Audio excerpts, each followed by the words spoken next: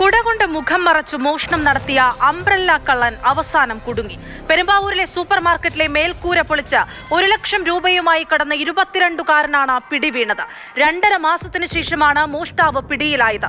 മുഖം മറച്ചിരുന്നെങ്കിലും ചെറിയ വളവുള്ള കാലുകൾ CCTVയിൽ അതേപടി പതിഞ്ഞത് കേസിൽ തുമ്പായി മാറി.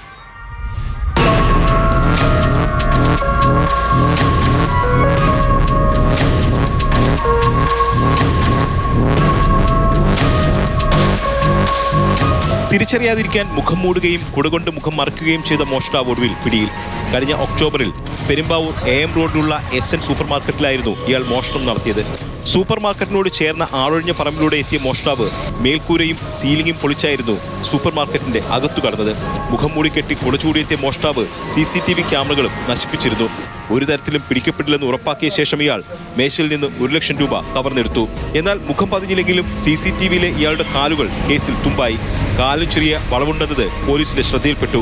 ഇതിന്റെ അടിസ്ഥാനത്തിൽ നടത്തിയ അന്വേഷണത്തിൽ 2.5 മാസത്തിനകം പ്രതിയെ പോലീസിന് അറസ്റ്റ് ചെയ്യാൻ കഴിഞ്ഞു. അസം സ്വദേശി 22കാരനായ റഷീദുള്ളാണ് പോലീസിനെ കറക്കിയ ആ മോഷ്ടാവ്. കുറുപ്പുംപടിയിൽ നിന്നാണ് ഇയാളെ അറസ്റ്റ് ചെയ്തത്. മോഷണം നടന്ന സൂപ്പർ മാർക്കറ്റിലെത്തിച്ച് തെളിവെടുപ്പ് നടത്തി. റഷീദുൾ സൂപ്പർ മാർക്കറ്റുകൾ മാത്രം കേന്ദ്രീകരിച്ച് മോഷണം നടത്തുന്ന ആളാണെന്ന സംശയത്തിലാണ് പെരുമ്പാവൂർ പോലീസ്. ചോദ്യം ചെയ്യലിൽ നിന്ന് കൂടുതൽ വിവരങ്ങൾ ലഭിക്കുമെന്ന പ്രതീക്ഷയിലാണ് പോലീസ്.